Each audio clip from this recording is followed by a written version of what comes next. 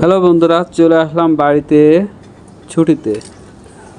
তো আসার পরে দেখি আমার বাড়ির ছাদ থেকে সবেদা দেখা যাচ্ছে, অনেক বড় বড় বড় একটা গাছ, কিন্তু পাড়ার লোক নাই, কেউ পারে না, যার জন্য গাছে পেকে পড়ে থাকে এবং পাখিতে খেয়ে ফেলে, যেহেতু বতি এবং মিষ্টি হয়ে যায় তার জন্য। তো আমি একটু চেষ্টা করলাম দেখি বড় বড় থেকে পাড়ার জন্য।